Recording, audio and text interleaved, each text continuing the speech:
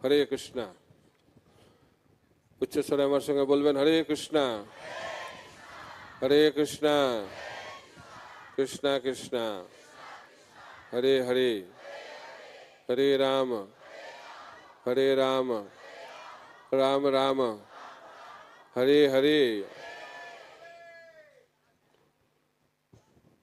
তো এই জায়গাটার নাম হচ্ছে, এই পুরো এলাকাটার নাম হচ্ছে আদি সপ্তগ্রাম। 7টা গ্রাম নিয়ে আদি সপ্তগ্রাম।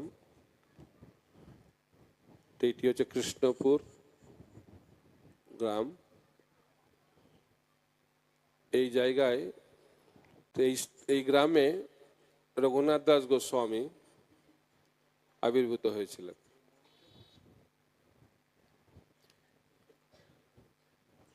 রঘুনাথ দাস গোস্বামী স্বরগোস্বামীর একজন অন্যতম গোস্বামী। আপনারা জানেন যে চৈতন্য মহাপ্রভু যাদেরকে কৃপা করেছেন, ইকো হচ্ছে মাইকে খুব,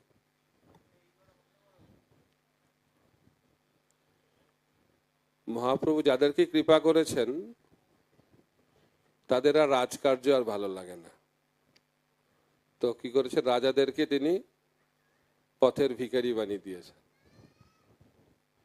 অর্থাৎ বৈরাগ্যের জীবন দিয়েছেন। মহাপ্রভুর ভক্তগণের বৈরাগ্য প্রধান, তাহা দেখি প্রীত হন গৌর ভগবান। গৌরাঙ্গ মহাপ্রভুর ভক্তদের বৈশিষ্ট্য হচ্ছে তাদের জীবনটা হচ্ছে বৈরাগ্যপূর্ণ। বৈরাগ্যটা কোনো বাহ্যিক ব্যাপার নয়। কারণ রঘুনাথ দাস গোস্বামীর বাবা কাকা, তাদের ইনকাম কত ছিল জানেন? কোটি কোটি টাকা ইনকাম, ইন্দ্র সম ঐশ্বর্য। কিন্তু রঘুনাথের তাতে কোনো উৎসাহ নেই। তো মহাপ্রভু সম্বন্ধে শুনেছেন রঘুনাথ দাস গোস্বামী, আর শুনেই মহাপ্রভুর প্রতি আকৃষ্ট হয়েছেন। স্থির করেছেন যে জীবনটা মহাপ্রভুর জন্যই তিনি উৎসর্গ করবেন। শান্তিপুরে গেছেন মহাপ্রভুর সঙ্গে দেখা করতে।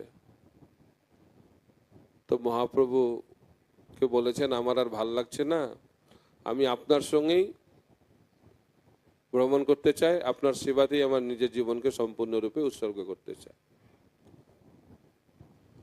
তো মহাপ্রভু বলেছেন, এই বৈরাগ্য দেখিয়ে কোনো লাভ নেই, মর্কট বৈরাগ্য দেখিও না, তুমি বাড়িতে চলে যাও, বাড়িতে গিয়ে বিষয়ের মতো জীবনযাপন করো, অন্তরে করো নিষ্ঠা, বাইরের লোক ব্যবহার। তো মহাপ্রভুর যে শিক্ষা বৈরাগ্য, এটা বাইরের দেখানো বৈরাগ্য নয়, মর্কট বৈরাগ্য নয়, এটা হচ্ছে হৃদয়ের বৈরাগ্য। বৈরাগ্য মানে হচ্ছে সবকিছু ভগবানের সেবার জন্য উৎসর্গ করা। যা কিছু আছে, ভক্তিবিনোদ ঠাকুর বলছেন, মানস দেহ গেহ যো কিছু মোর, অর্পিলু তুয়াপদে নন্দকিশোর। যা কিছু আমাদের আছে সবকিছুকে ভগবানের সেবায় লাগাতে হবে। এটা হচ্ছে বৈরাগ্যের লক্ষণ। বাড়ি ছেড়ে চলে গেলাম, বিবাহ করলাম না, মন্দিরে থাকলাম, আশ্রমে থাকলাম, এগুলো হচ্ছে বৈরাগ্যের বাহ্যিক ব্যাপার।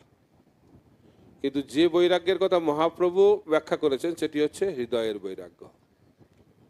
জীবনটা কিভাবে আমরা পরিচালনা করছি। তো মহাপ্রভু বলেছেন যে বিবাহ করো, তো বিবাহ করেছে, কিন্তু বিবাহ করার পরেও কিছু উৎসাহ নেই সংসারে, বারবার পালিয়ে যেতে চায়। এখান থেকে পালিয়ে কোথায় চলে যাবে? জগন্নাথপুরী। মহাপ্রভু সেখানে রয়েছেন। আর বাবা তো বড় লোক, তো অনেক সিকিউরিটি গার্ড আছে।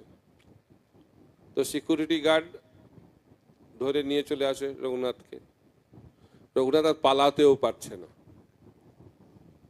তো রঘুনাথের মা তার স্বামীকে বলছেন যে এত কষ্ট করার কি দরকার আছে, বারবার পালাচ্ছে ধরে আনছো, বারবার পালাচ্ছে ধরে আনছো, ওকে শিকল দিয়ে বা দড়ি দিয়ে বেঁধে রাখলেই হয়, তাহলে আর পালাতে পারবে না। চিন্তা করুন, বাড়িতে বন্দি করে রাখবে, গৃহবন্দী, বাড়িটাকে জেল বানাবে। তোর বাবা তখন, রঘুনাথের বাবা তার স্ত্রীকে বলছেন যে ইন্দ্র সম ঐশ্বর্য আর অপ্সরা সমান সুন্দরী পত্নী যাকে বেঁধে রাখতে পারে না, তাকে এই জগতের সাধারণ দড়ি শিকল কি করে বেঁধে রাখবে? চৈতন্য মহাপ্রভুর কৃপা যার লাভ হয়েছে, এই জগতের কোনো শক্তি তাকে বেঁধে রাখতে পারবে না। এটা হচ্ছে মহাপ্রভুর বৈরাগ্য, মহাপ্রভুর ভক্তগণের বৈরাগ্য প্রধান। কিন্তু পালাতে তো পারছে না, পালাতে পারছে না। এখান থেকে কিছু দূরে পানিহাটিতে এসে পৌঁছে গেছে নিত্যানন্দ প্রভু। তো নিত্যানন্দ প্রভু বসে আছেন পানিহাটিতে বটবৃক্ষের নিচে গঙ্গার তটে।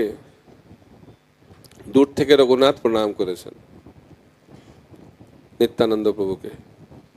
তো নিত্যানন্দ প্রভুর পার্শ্বদ ভক্তরা নিত্যানন্দ প্রভুকে বলছেন রঘুনাথ আপনাকে প্রণাম করছে দূর থেকে, বলছে ওকে আমার কাছে নিয়ে আসো, ও তো একটা চোর, ওকে আমি দণ্ড দেব। তো রঘুনাথ কি করে চোর হলো? ইন্দ্রের মতো তো ঐশ্বর্য, বড় লোকের ছেলে, কি চুরি করলো? তো ব্যাখ্যা করা হচ্ছে রঘুনাথ মহাপ্রভুকে চুরি করতে চেয়েছিল, অর্থাৎ নিত্যানন্দ প্রভুর পারমিশন না নিয়ে মহাপ্রভুর কাছে গেছে। তাই এই ভুলটা আপনারা কেউ করবেন না। নিত্যানন্দ প্রভুকে বাদ দিয়ে যদি মহাপ্রভুর কাছে যান, মহাপ্রভুকে পাবেন না। মহাপ্রভুকে পেতে গেলে কার কাছে যেতে হবে? নিত্যানন্দ প্রভুর কাছে। নিতাইয়ের কৃপা না হলে কিচ্ছু হবে না। তাই নিত্যানন্দ প্রভু বলছে যে আমি তোমাকে দণ্ড দিতে চাই, শাস্তি দেব। তো কি দণ্ড? বলছে এখানে যত ভক্ত আছে তাদেরকে তোমাকে খাওয়াতে হবে, মহোৎসব। গরমের সময় তো বলছে চিরা দধি মহোৎসব। তো রঘুনাথ দাস খুব আনন্দ পেয়েছে, এই শাস্তি তো খুব ভালো শাস্তি। তো চারিদিকে যত ছিল চিরা দধি দুধ একদম কিনে একদম মহোৎসব শুরু হয়ে গেছে। আর মহোৎসবের খবর শুনে তো আর লোকে থাকতে পারছে না। সমস্ত আশেপাশে যত লোক আছে, হাজার হাজার লোক, লক্ষ লক্ষ লোক পৌঁছে গেছে কোথায়? পানিহাটি গ্রামে। তো সবাইকে সুন্দরভাবে চিরা দধি দেওয়া হয়েছে, দুটো করে ভাণ্ড দেওয়া হয়েছে, একটাতে দুধ চিড়ে আর একটাতে দই চিড়ে।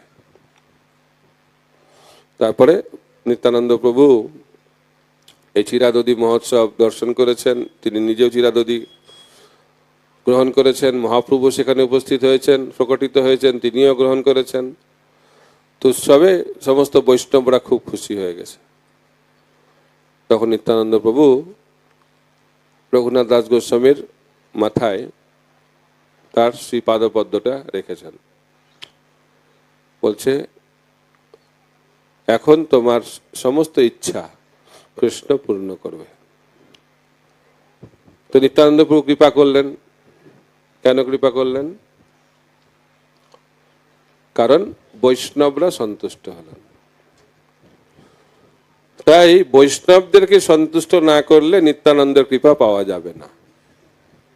তাই বলা হচ্ছে ছাড়িয়া বৈষ্ণব সেবা নিস্তার পাইয়াছে কেবা। তা আমরা এটা ভুলে যাই, আমরা আসল যে ব্যক্তি তাদেরকে গুরুত্ব দিই না। তা আমরা সবসময় টপকে চলে যেতে যাই, গুরু নিত্যানন্দ প্রভু, গৌরাঙ্গ মহাপ্রভু। কিন্তু যারা আমাদেরকে ভক্ত বানিয়েছে, আমাদেরকে যারা সাহায্য করছে ভক্তি জীবনে, বৈষ্ণবরা, তাদেরকে যদি আমরা গুরুত্ব না দিই, তাদের যদি আমরা সেবা না করি, তাহলে নিত্যানন্দ প্রভুর কৃপা আমরা লাভ করতে পারবো না। তাই বলা হচ্ছে গৌরাঙ্গের কৃপা যদি পেতে হয় তাহলে কার কৃপা লাগবে? নিত্যানন্দের কৃপা। নিত্যানন্দের কৃপা কিভাবে পাওয়া যাবে? যেমন বৈষ্ণবের কৃপা লাভ হবে। তাই আমাদেরকে কি করতে হবে? কার সেবা করতে হবে? বৈষ্ণবের সেবা। আর বৈষ্ণব সেবা কিভাবে সহজে করা যায়?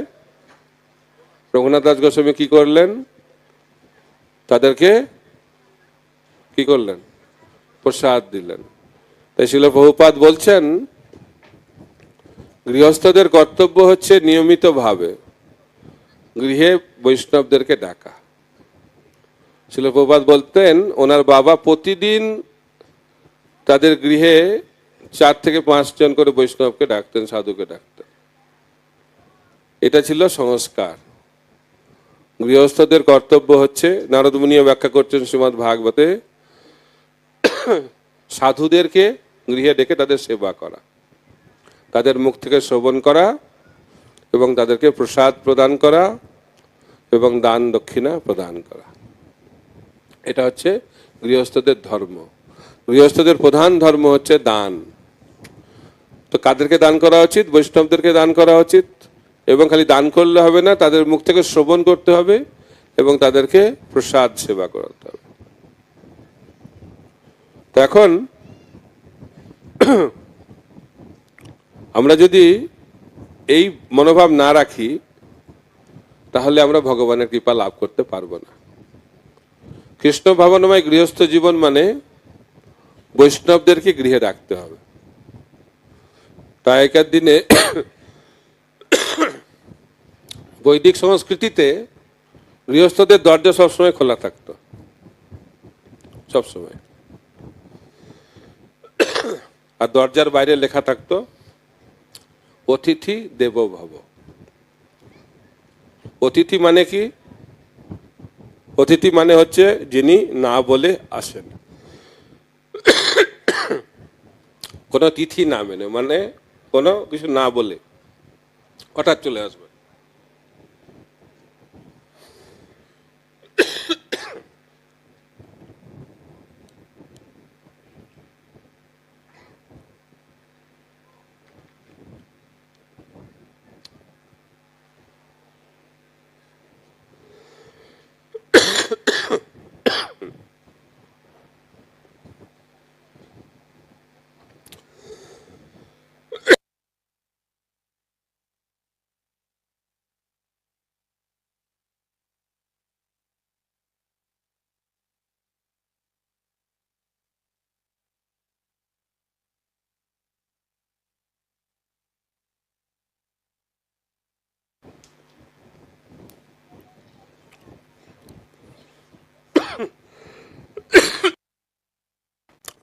কিন্তু এখন দরজা বন্ধ করে রাখা হয়। তাই তখন ফ্ল্যাটে থাকে মানুষ, তো ফ্ল্যাটে দরজা বন্ধ করা থাকে, দরজার বাইরে আবার আরেকটা লোহার দরজা লাগানো থাকে, আর তার বাইরে লেখা থাকে কুকুর হতে সাবধান। অর্থাৎ আমরা চাই না যে কেউ আসুক, বাড়িতে কেউ আসুক। এটা হচ্ছে কলিযুগের অবস্থা। আচ্ছা, তো কলিযুগে আমাদের এই ধরনের অবস্থার জন্য আমাদের গতি এরকম হচ্ছে। তো আমরা মজা করে বলি কেউ যদি চলেও আসে বাই চান্স, ঢুকে পড়েছে ঘরে, বাইরে কুকুর থেকে সাবধান লেখা সত্ত্বেও তালা মারা থাকতেও ঢুকে গেছে কেউ, তো তাদেরকে কি বলা হবে? আপনি কি খেয়ে এসেছেন না গিয়ে খাবেন? মানে আপনি তাড়াতাড়ি যান। তো আমাদের সেই অতিথিদেরকে সেবা করা যে ভাবটা হারিয়ে ফেলেছে। তো শাস্ত্রে ব্যাখ্যা করা হচ্ছে যখন কেউ আসেন বাড়িতে কমপক্ষে 3টে জিনিস করা খুব কর্তব্য। প্রথম, অতিথি বাড়িতে এলে আনন্দিত হওয়া উচিত এবং মিষ্টি ভাষা দিয়ে তাকে স্বাগত জানানো উচিত। এটা হচ্ছে ন্যূনতম 3টে জিনিস। প্রথমে মিষ্টি ভাষা দিয়ে, মিষ্টি বাক্য দিয়ে স্বাগত জানানো উচিত আনন্দিত মনে। এখন কেউ এসে গেলে আমাদের দুঃখ হয়ে যায়, কখন যাবে রে বাবা, তো এটা ভালো লক্ষণ না। তো বৈষ্ণবরা এলে আনন্দিত হওয়া উচিত। যেমন আপনারা এখন আনন্দ সহকারে স্বাগত জানানোর ব্যবস্থা করছেন, এটা তো মন্দিরের থেকে হচ্ছে। আপনাদের গৃহে সবসময় এরকম মনোভাব থাকা দরকার। তারপরে ভিতরে ঢোকার পরে তাকে বসতে দেওয়া উচিত, একটা আসন দেওয়া উচিত বসার জন্য। তারপরে কমপক্ষে 1 গ্লাস জল দেওয়া উচিত। এগুলো তো পয়সা লাগে। অতিথিকে স্বাগত দিলে পয়সা প্রয়োজন হয় না। কি প্রয়োজন? ভক্তি, হৃদয়ের ভাব প্রয়োজন। তাই ভগবান হচ্ছেন ভাবগ্রাহী জনার্দন। তাই রঘুনাথ দাস গোস্বামীর মাধ্যম দিয়ে মহাপ্রভু এবং নিত্যানন্দ প্রভু আমাদেরকে শিক্ষা দিচ্ছেন যে ওনাদের কৃপা যদি কেউ লাভ করতে চায়, অর্থাৎ গৌরনীতের কৃপা যদি কেউ লাভ করতে চায়, আপনারা কারা কারা গৌরনীতের কৃপা লাভ করতে চান? যদি আপনারা গৌরনীতের কৃপা লাভ করতে চান তাহলে বৈষ্ণবদের সেবা করতে হবে। বৈষ্ণব সেবা না করলে গৌরনীতের কৃপা পাওয়া সম্ভব নয়। এখন রঘুনাথ দাস গোস্বামী এবার ফিরে এসেছেন এই আদি সপ্তগ্রামে, খোঁজ করছেন, মানে সবসময় চিন্তা করছেন কখন পালাবেন, কখন পালাবেন।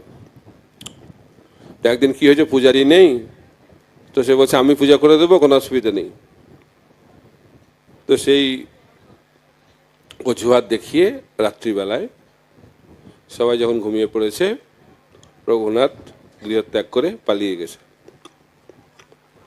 আর কোথা দিয়ে যাবে সে এখন বুদ্ধি করেছে যে আমি প্রতিবার মেন রাস্তা দিয়ে যাই, সেই কারণে আমার বাবার যারা সিকিউরিটি ধরে ফেলে আমাকে, তো এবার আমি সেই ভুল করব না, আমি মেন রাস্তা দিয়ে যাব না।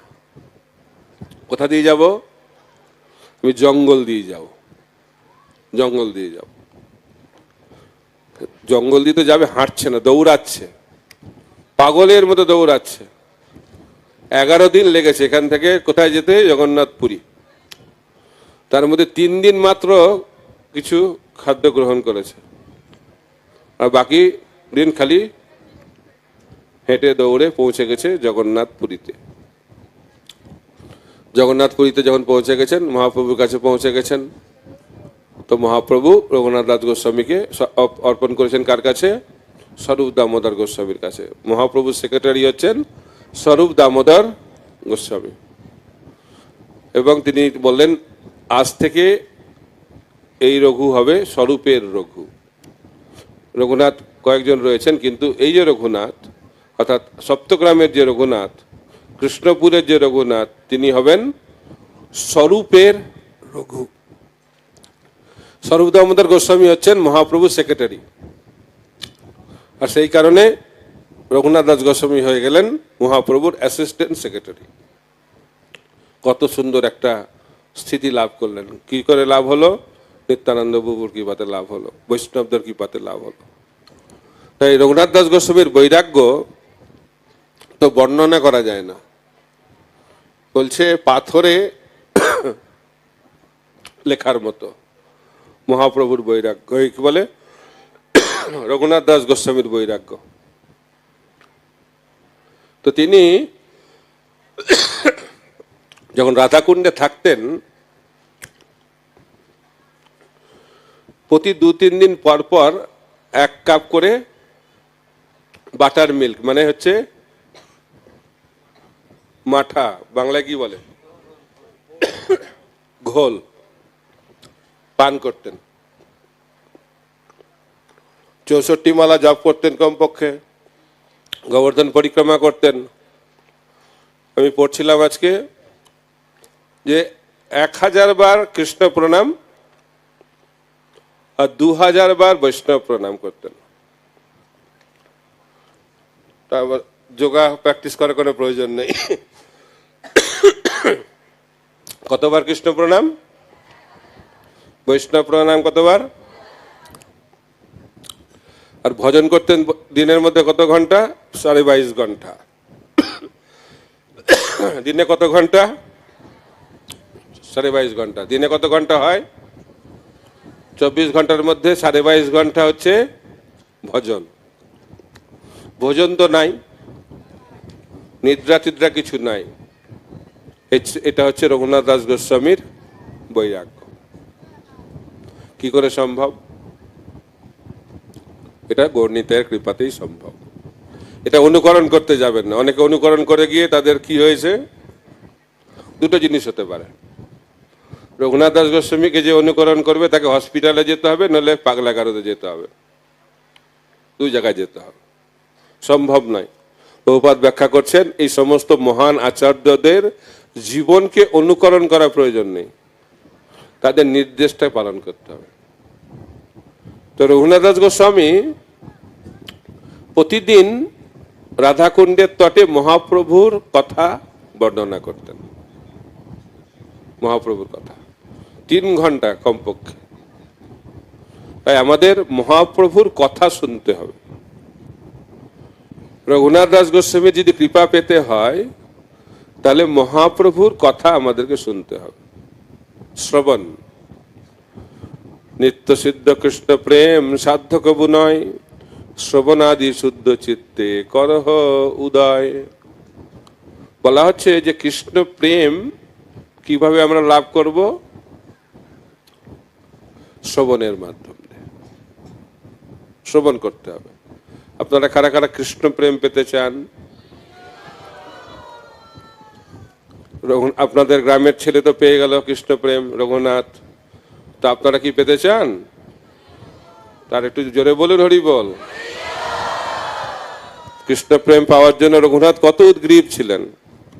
তো সেই উদ্গ্রীব আমাদের মধ্যে যদি সেই মনোভাব না হয় তাহলে প্রেম কি পাওয়া যাবে নাকি? আপনারা পেতে চান? হ্যাঁ, ঠিক আছে। তাহলে কি করতে হবে? কৃষ্ণ প্রেম পেতে গেলে শ্রবণ করতে হবে। কতক্ষণ শ্রবণ করতে হবে? কতক্ষণ? 22.5 ঘন্টা। কমপক্ষে 3 ঘন্টা বলা হচ্ছে শ্রবণ কীর্তন করা দরকার, কমপক্ষে 3 ঘন্টা।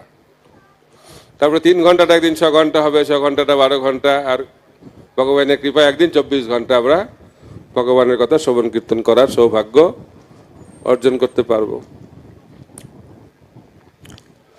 তো শ্রবণ আবার বিভিন্ন স্তরের আছে।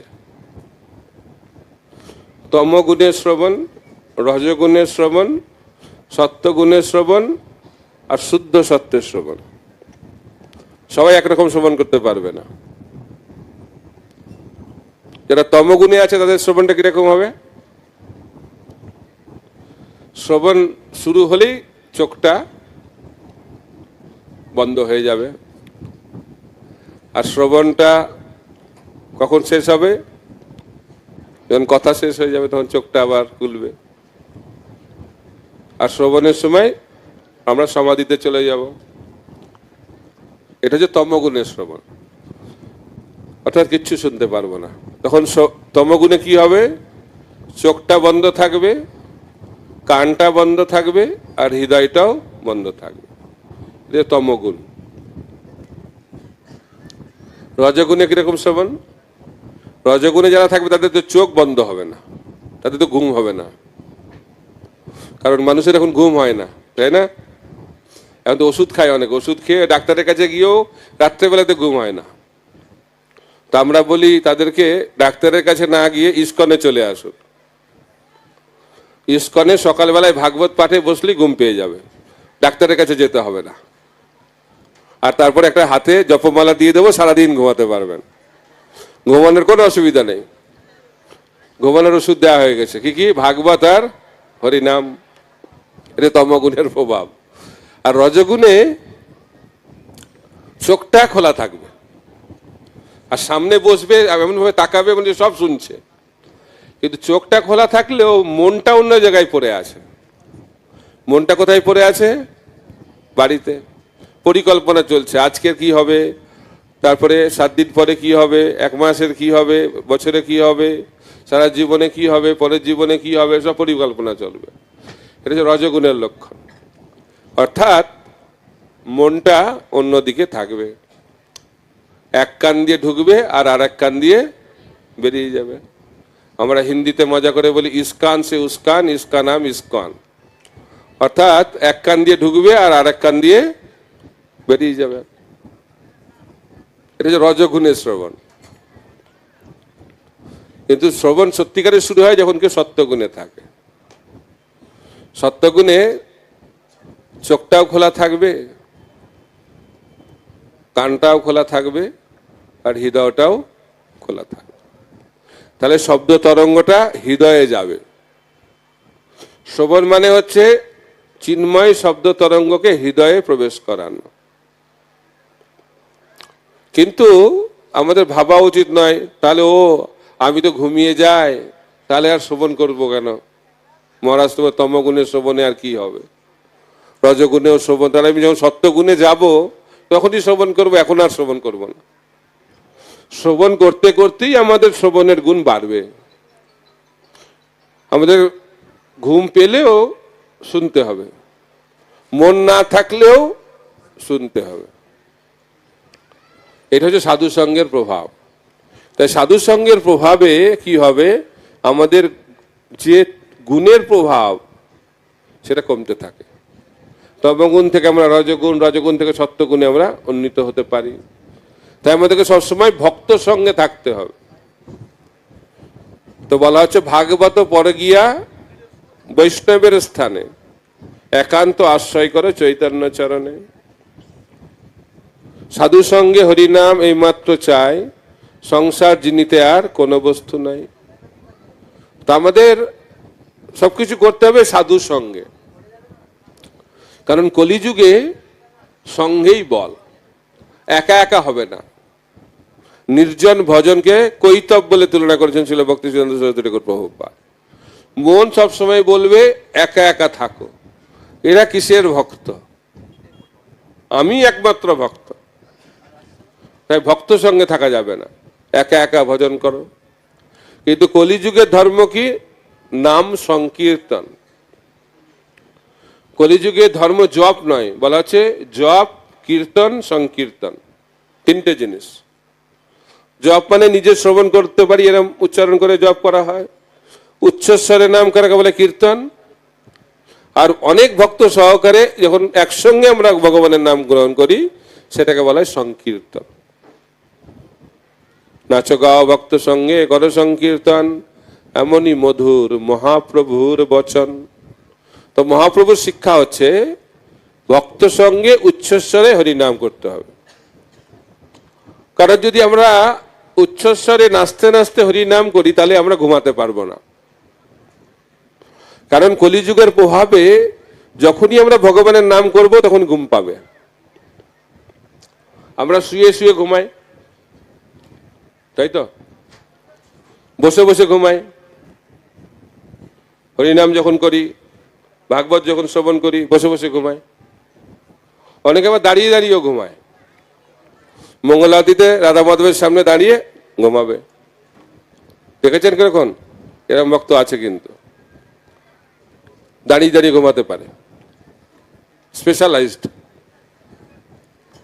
তারপরে কিছুদিন আগে একজন আমাকে ভক্ত এসে বলেন, মহারাজ আমি একটা ভক্ত দেখলাম হাঁটতে হাঁটতেও ঘুমাচ্ছে, হাঁটছে আবার ঘুমাচ্ছে, কিন্তু এখন আমরা শুনতে পাইনি যে নাচতে নাচতে ঘুমাচ্ছে। এই জন্য মহাপ্রভুর আন্দোলনটা কি? নাচো গা ভক্ত সঙ্গে করো সংকীর্তন। একসঙ্গে নৃত্য করতে করতে হরিনাম করতে হবে, তাই একসঙ্গে থাকতে হবে। একসঙ্গে যদি না থাকি গৌর নিতাইয়ের কৃপা পাওয়া সম্ভব নয়। তাই আপনারা কারা কারা একসঙ্গে থাকতে চান? একসঙ্গে থাকলে অসুবিধাটা কি? ঝগড়া। কলিযুগের আরেকটি লক্ষণ হচ্ছে ঝগড়া, তাই তো। কলি মানে যে কলহ। কলি দেখছে যে আমি তো কিছুতে পেরে উঠছি না ভক্তদের সঙ্গে, আমিষ আহার বর্জন, নেশা বর্জন, জুয়া বর্জন, অবৈধ যৌন সঙ্গ বর্জন, তো কি করে এদেরকে আমি কবজা করব? তখন বলছে ঝগড়া লাগিয়ে দাও। তখন ভক্তদের মধ্যে কি করছে, ঝগড়া লাগিয়ে দিচ্ছে, আর তার মাধ্যম দিয়ে কলি ঢুকছে। তো যে ভক্ত সমাজে ঝগড়া হয় বুঝতে হবে সেখানে কলি বেশ জমিয়ে বসেছে, তাই না? তো কলিযুগে এটাই হচ্ছে মায়ার সব থেকে বড় ফাঁদ, ঝগড়া। একসঙ্গে আমরা থাকতে পারি না। এই কলিযুগের সব থেকে বড় তপস্যা হচ্ছে একসঙ্গে থাকা। এর নামহট্ট সঙ্গ, ভক্তিবৃক্ষ সঙ্গ, যা কিছু একসঙ্গে থাকতে হবে, ভক্ত সঙ্গে থাকতে হবে, একা একা করলে হবে না। তো আপনারা সবাই একসঙ্গে থাকতে চান? আওয়াজটা বেশি হচ্ছে না, কষ্ট হচ্ছে। একসঙ্গে থাকতে চান? হ্যাঁ না না? হ্যাঁ না হ্যাঁ? ঠিক আছে। যদি ঝগড়া শুরু হয় কি করবেন? তো বলছে বৈদিক সংস্কৃতিতে ঝগড়া হয়, স্বামী স্ত্রী যদি ঝগড়া না করে তাহলে স্বামী স্ত্রী বলা হয় না তাদেরকে। স্বামী স্ত্রী একসঙ্গে থাকে কিন্তু ঝগড়া হয় না, তার মানে ডাল মে কুচ কালা হয়, ডুবে ডুবে জল খাচ্ছে কেউ। তো সেই ঝগড়াটা চারটে দেওয়ালের মধ্যে থাকে। এটা হচ্ছে বৈদিক সংস্কৃতির ঝগড়া। প্রথমে একটু আওয়াজ হবে, তারপরে একটু আলো টালো হবে আর কি, বিদ্যুৎ চমকাবে, তারপরে একটু জল টল পড়বে, তারপরে আবার শান্ত হয়ে যাবে। এটা হচ্ছে কলিযুগের, এটা হচ্ছে বৈদিক ঝগড়া। কিন্তু কলিযুগের ঝগড়াটা একটু অন্যরকম। কলিযুগের ঝগড়াটা একটা অন্য স্তরে চলে গেছে। বলা হচ্ছে কলিযুগে বিবাহের আগে ছেলেরা কথা বলে। বৈদিক সংস্কৃতির সাথে বিবাহের পরে কথা শুরু হয়, কিন্তু কলিযুগে তো বিবাহের আগেই কথা শুরু হয়ে যায়। তো বিয়ের আগে ছেলেরা বেশি কথা বলে, খুব বকবক করে, আর মেয়েরা শুনতে থাকে। তারা বলে আমারও সময় আসবে, তুমি এখন বলে নাও, আমি আমার সময় শোনাবো। তারপরে বিবাহ হয়ে যায়। বিবাহের পরে স্ত্রী কথা বলে, আর কে শোনে? স্বামী শোনে। তারপরে কয়েক বছর পরে স্বামী স্ত্রী দুজনেই কথা বলে, বেশ জোরে জোরেই বলে, আর পাড়া প্রতিবেশীরা শোনে। আর তার কিছুদিন পরে স্বামী স্ত্রী দুজনেই কথা বলে, আর কোর্টে জাজ বসে সেটা শোনে। এটা যে কলিযুগের ঝগড়া। কেন এই ঝগড়া? কারণ কলিযুগের মানুষের সহ্য শক্তি কমে গেছে, কারণ কলিযুগের মানুষের অহংকার খুব বেশি হয়ে গেছে। তাই কারা ভক্তের সঙ্গে থাকতে পারবে? যারা সহ্য করতে পারবে। শিল ভক্তি সিদ্ধান্ত সরস্বতী প্রভুপাদ বলতেন, যে সহে সে রহে। এটা শুনেছেন আপনারা? শোনার পরেও তো সহ্য করতে পারছেন না। কেউ যদি একবার কিছু বলে দিল, ব্যাস হয়ে গেল, আমারও সময় আসবে, আমিও দেখে নেব যখন আমার সময় আসবে। একবার একটা আশ্রমবাসী ভক্ত তার গুরুদেবের কাছে গেছে। গুরুদেবকে গিয়ে বলছে, আমি আর আশ্রমে থাকতে পারবো না। বলছে কেন? বলছে টেম্পল কমান্ডার সবসময় খ্যাচ খ্যাচ করে, বকাবকি করে, আমি বিবাহ করতে চাই, গৃহস্থ আশ্রমে যাও। তো গুরুদেব বলছে, দেখো তোমাকে তো বকা খেতেই হবে, কার বকা খাবে সেটা তোমার সিদ্ধান্ত নিতে হবে। যদি আশ্রমে থাকো তাহলে টেম্পল কমান্ডারের বকা খেতে হবে, আর যদি বিয়ে করো বউয়ের বকা খেতে হবে। তোমার যেটা সহ্য হয় সেটা করো। আমাদের ভাবা উচিত নয় যে কেউ আমাকে বকবে না, কেউ আমাকে তিরস্কার করবে না, সব কিছু সুন্দর চলবে, এরকম কোনো জায়গা আছে পৃথিবীতে? এরকম কোনো জায়গা নেই। তাই আমাদেরকে সহ্য করতে শিখতে হবে। যে সহে সে রহে। তাই আমরা যদি ভক্ত সঙ্গে থাকতে চাই তাহলে আমাদেরকে সহ্য করতে হবে। আর কে সহ্য করতে পারবে? যে বিনম্র, যে বিনয়ী। তাই আমাদেরকে মহাপ্রভুর যে শিক্ষা, তিনারপি শুনিছেন তররপি সহিষ্ণু, এই শ্লোক খালি বললে হবে না, এটা আমাদের জীবনে অভ্যাস করতে হবে। আর যদি আমরা একসঙ্গে থাকি তাহলে কি হবে? একদিন কৃষ্ণ প্রেম আমরা পাবো। তো কারা কারা কৃষ্ণ প্রেম পেতে চান হাত তুলেছিলেন আগে, এবার দেখি। হ্যাঁ, একটা ছোট্ট কাহিনী বলে শেষ করব। মহাপ্রভু প্রভুপাদ একবার বলছে ইসকনের সব ভক্তই শুদ্ধ ভক্ত। কেমন লাগছে শুনে? ভাল লাগছে? আপনারা তো শুদ্ধ ভক্ত নাকি? ভাল লাগছে শুনতে? খুব সুন্দর। কিন্তু তারা তো জানে কিরকম শুদ্ধ ভক্ত, তারা সন্দেহ হয়েছে। প্রভুপাদ ভক্তদেরকে আমের সঙ্গে তুলনা করতে। আম, আদি সপ্তগ্রামে আম হয়, আম ভালো, কারণ আমের সিজন আসছে কিছুদিন পরে। কাঁচা আম আর পাকা আম, তাই তো, দুটোই আম। কোনটা টেস্ট বেশি? বাহ, খুব সুন্দর, আপনারা জানেন। তো কাঁচা আমটা পাকা আমে কি করে পরিণত হবে?